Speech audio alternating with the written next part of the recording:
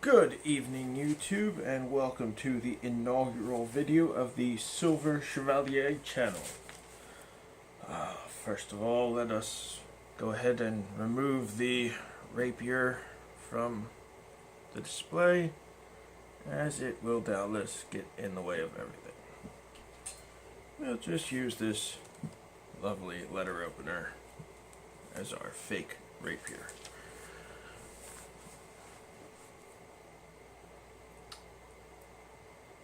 Basically, my goal with this channel is, of course, to discuss silver and the collection thereof, but also to add some bit of historical information when applicable, often, well, almost always, by way of numismatic coins. The overwhelming majority of my stack collection, call it what you will, is in the form of bullion, doubtless like everyone else, and or semi-numismatics, silver eagles, maple leaves, philharmonics, Krugerrands, the like.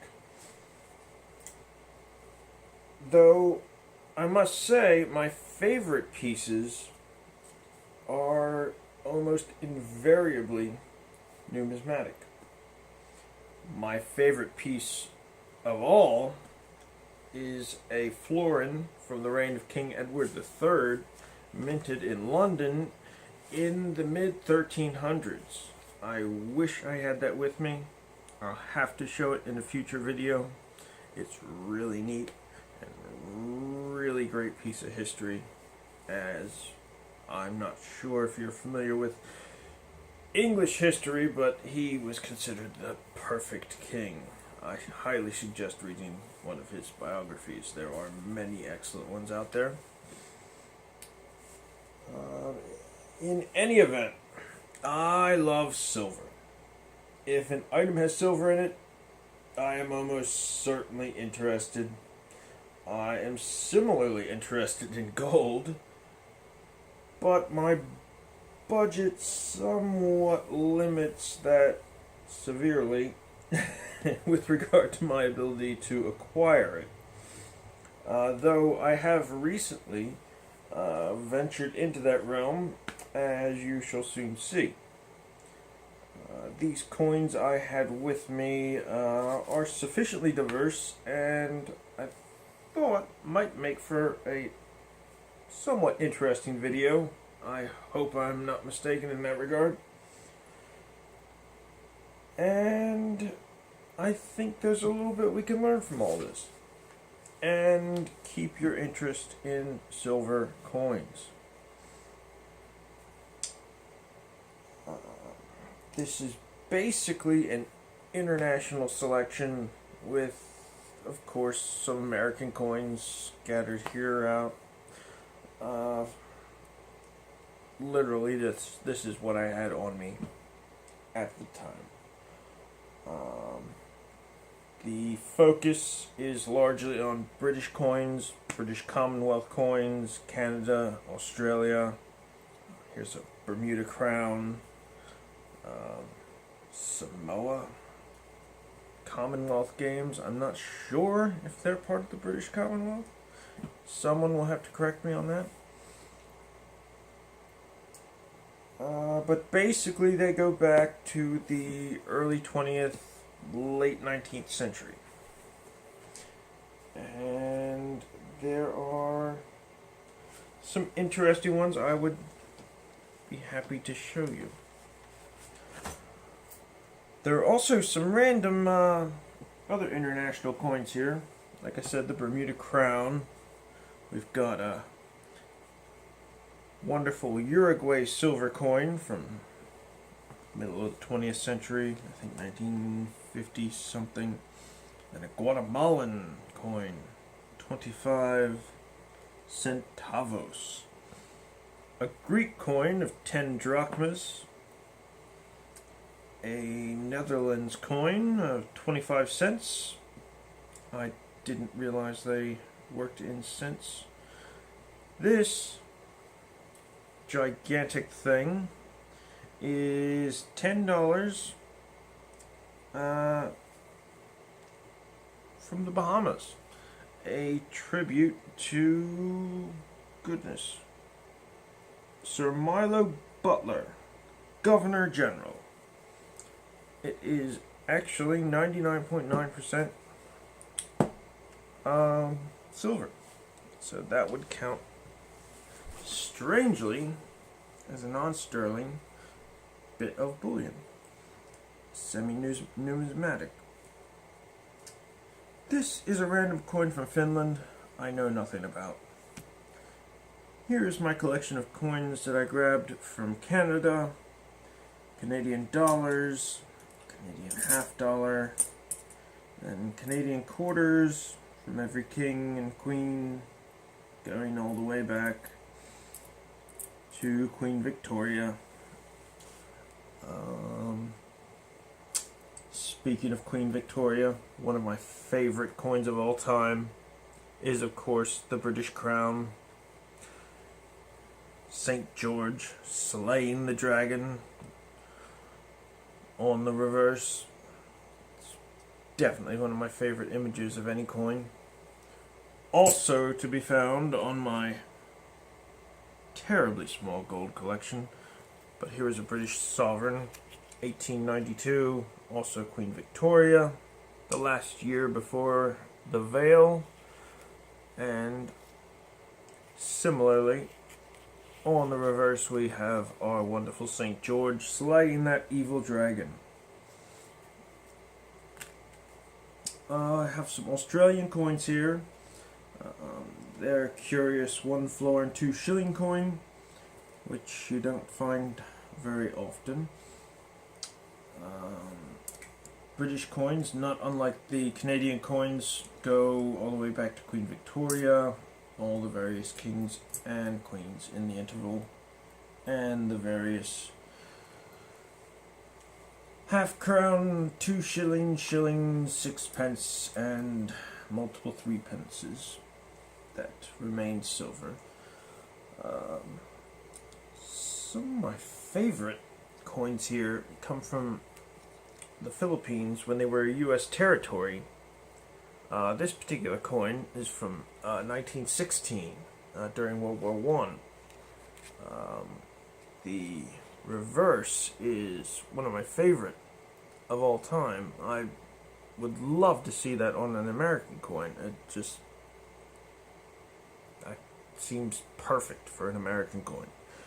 And it's a shame that almost nobody in America ever got to see it. I also have a 1944 set of 10, 20, and 50 centavos, also from the Philippines. Just beautiful coins. Absolutely gorgeous. Front and back.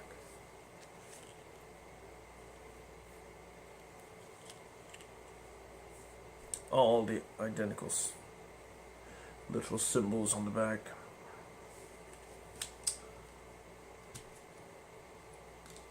And around the perimeter here we have our American coins, some silver quarters. Here you can see I really love finding free silver. So these are all the 40% half dollars that I have with me that I've found through digging through boxes and bothering bank tellers. And my little handful of war nickels that I have with me. One of the most underrated silver coins out there. The red-headed stepchild of numismatics. These happen to be just Historical Society silver pieces. I'm not quite sure where I picked them up. I'm fairly certain they came from the same place as a lot of these other coins. Another example of a semi-numismatic that potentially could carry a premium. The Somali elephants. We've got 2 2017s and a 2015. Fun story about these and several of these other coins is my number one place to acquire coins these days is a pawn shop down the street, which treats everything, regardless of what it is, aside from American Silver Eagles, by weight. So I paid the other day when silver was at just above $14. I paid $14.50 for this, and I bought all three. I also bought this 10-ounce bar for $146, I believe, which just is amazing from a pawn shop. And of course the old Englehart bar. Never pass up on one of those. I've made a few attempts at pouring myself with propane and a little crucible and a little mold, and have had some success, I guess you could say, but that's a work in progress. I think I really just need to go buy a tabletop furnace crucible.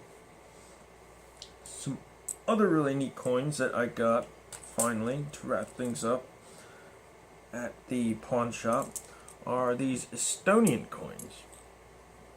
These are 2 kroni, issued in 1930, only issued in 1 year, and apparently are worth a fairly decent amount of money. And I paid strictly silver price. They're 50% silver. I paid their weight in silver, and that's it. Some pawn shops are great. The one next door is ridiculous and charges $25 for silver eagles, and wonders why he has piles and piles and piles of them behind the counter. Anything else interesting here? This coin. This is from the Spanish Provisional Government of 1869 to 1870. They only made this coin for 2 years, and like many of the Iberian countries during that time period, they saw quite a bit of turmoil and quite a bit of government turnover and quite a bit of coin reissuings. So there's a decent bit to be gained there insofar as finding unique coins. I do believe that's it, aside from my Panamanian quarter Balboa here, another U.S. territory at the time. Excellent looking coin. Very pleased to have it. Worthy of a protective case. Normally the crowns also go in protective cases, but I took them out for the privilege of showing you wonderful people what I have. Any comments or questions? Anything you would like to know, add, request? Please do let me know. When I have access to my safe at home, which has 90% of my collection, I'll be able to put together a far more interesting setup than this. And we could go on for hours, which I'm sure you don't want to do. But I'll try and break it down into a nice 20-minute video of excitement and fun of digging through coins.